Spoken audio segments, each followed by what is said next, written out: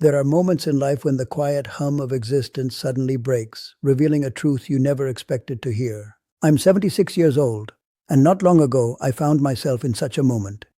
It wasn't a grand revelation under dramatic circumstances, but rather a chilling whisper from a phone call accidentally left open on my kitchen counter. 17 minutes. That's all it took for me to understand that I'd spent 40 years building something entirely different from what I thought. Most people, especially those of us entering our later years, often worry about loneliness. They believe that is the primary challenge of aging. But the real, often unspoken difficulty is discovering that the way you loved, the way you provided, may have inadvertently taught your own children to view you through the lens of a transaction.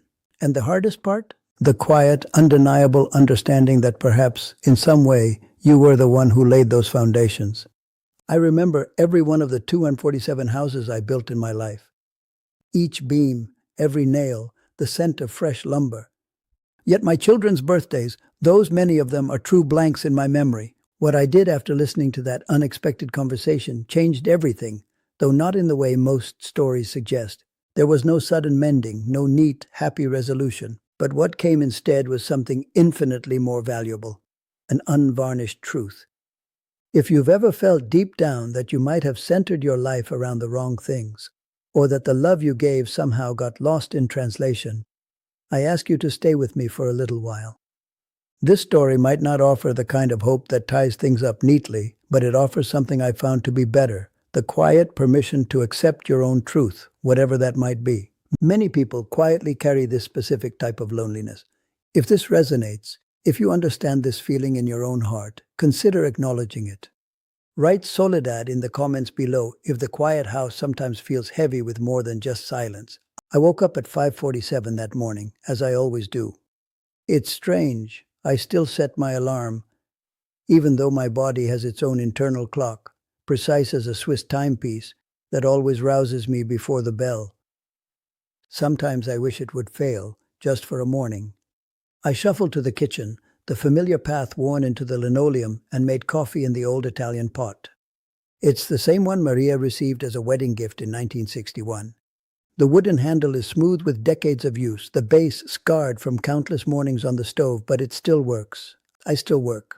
I sat in my usual chair at the kitchen table, the second from the left, the one that gives a protesting creak if you stand up too fast. Maria always sat at the head, closest to the window, because she liked to watch the garden come alive while she drank her coffee. Now her chair sits empty. I could sit there, I suppose, but I never do. The coffee cooled in the cup. I didn't drink it, not right away. I just held the warm ceramic, letting the heat seep into my old hands, a small comfort against the chill of the morning. The kitchen smelled of nothing.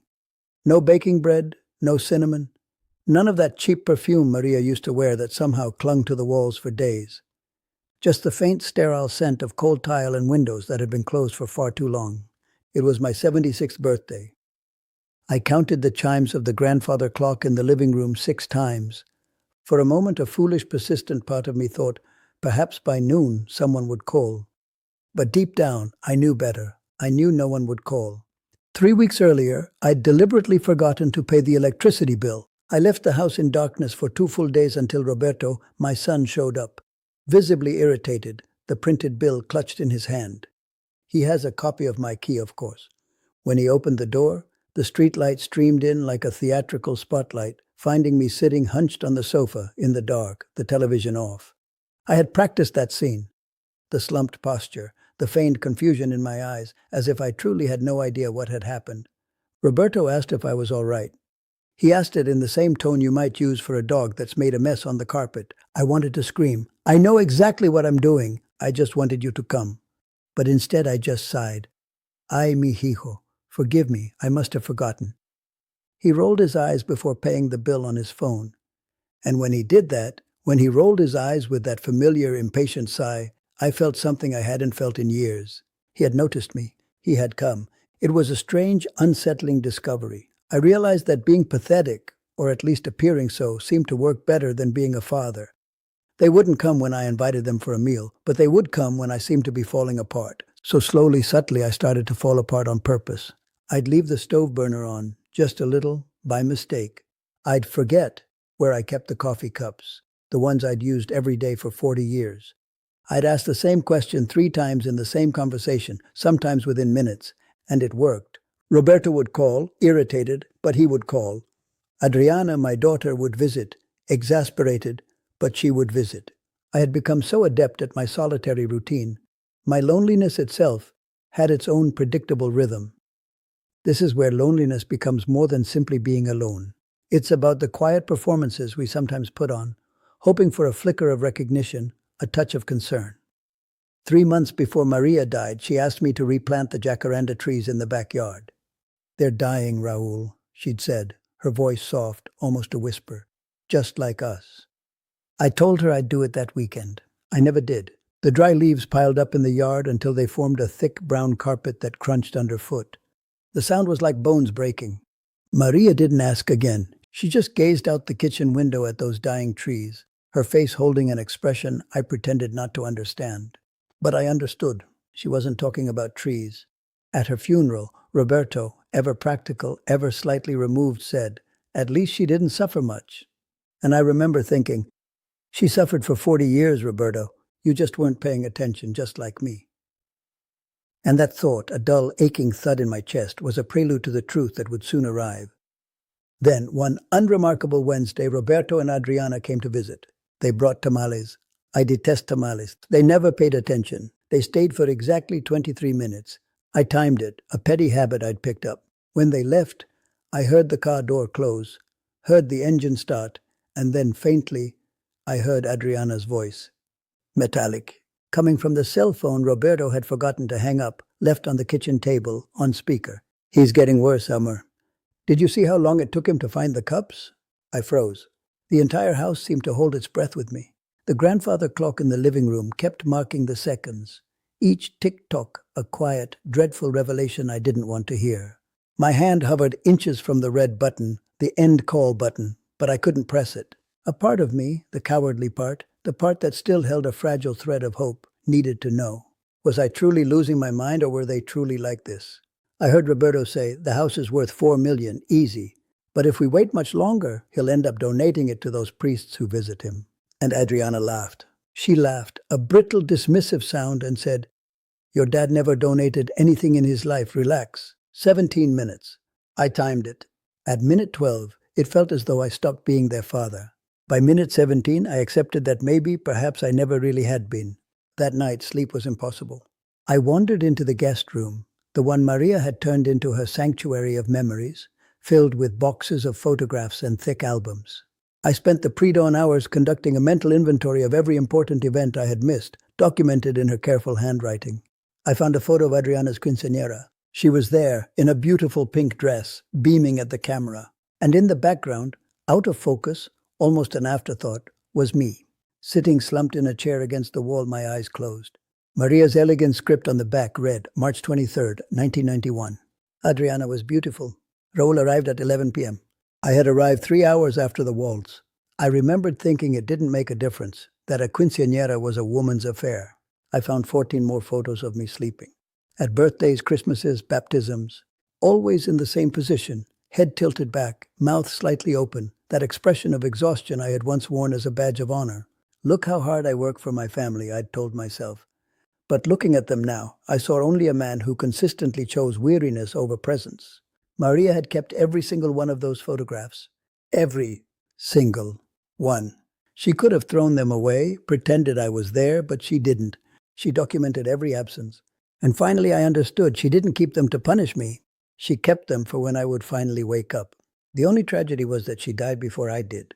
This connects to anyone who has ever felt forgotten in their own family, especially when you know you were there, just not present. A week after that phone call, the one that was never hung up, Adriana appeared alone. She carried a sleek folder of documents, her fingernails perfectly manicured, a practiced smile on her face, the one she always used when she wanted something. She sat on the sofa where Maria used to embroider. She crossed her legs, placed the folder carefully on the coffee table, like someone placing a bomb. "Don Raoul," she called me, as if I were a client. "Roberto and I spoke with a lawyer.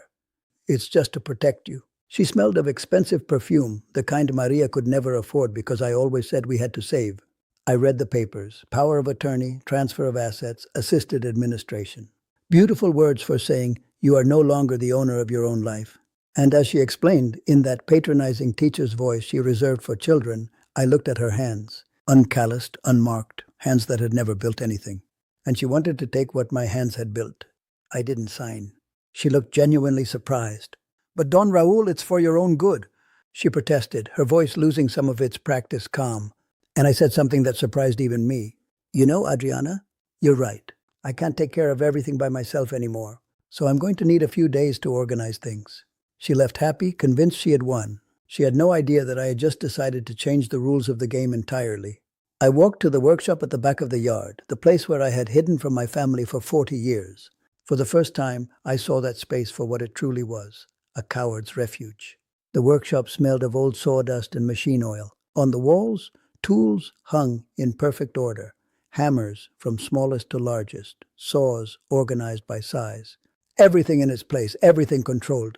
I had spent more time organizing nails than I had getting to know my own children.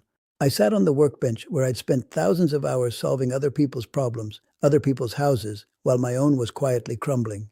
I picked up my oldest hammer, the first one I bought in 1965. Its wooden handle was worn smooth, its metal head stained with rust.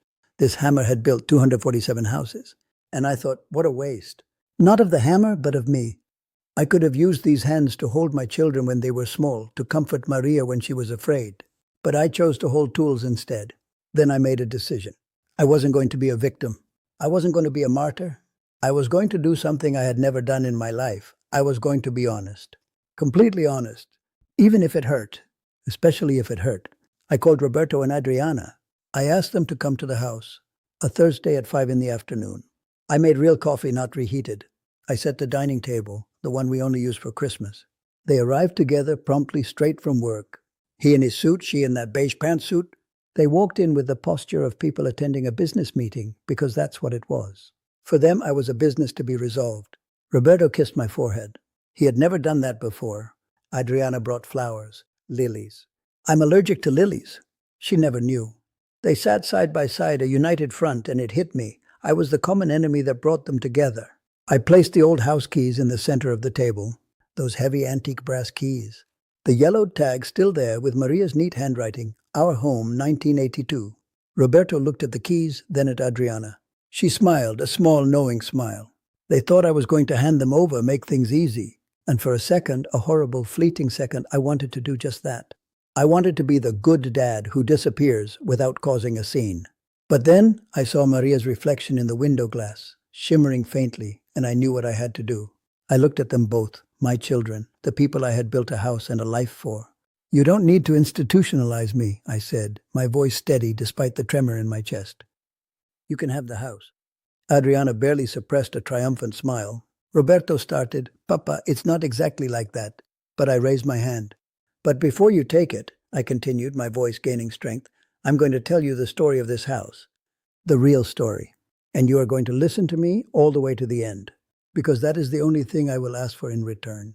I started from the very first brick, January 15th, 1982. I missed Roberto's birth because I was negotiating with a cement supplier. Maria had the baby alone with her sister. When I arrived at the hospital 3 hours later, she was holding Roberto and crying. I thought it was tears of joy. Now I know it was disappointment. Roberto went pale. He didn't know that story. I continued. Every brick, every door, every window. I told them the story of what I lost while placing each one. The day Adriana took her first steps and I was installing the patio floor. The time Roberto got pneumonia and I couldn't miss work because I had a deadline. Our 20th wedding anniversary. Forgotten because I was choosing doorknobs for the house. I built this house thinking it was love, I said, my voice thick with emotion. But love isn't bricks, mijijos. Love is being present when someone needs you. And I was never truly there. Adriana started to cry.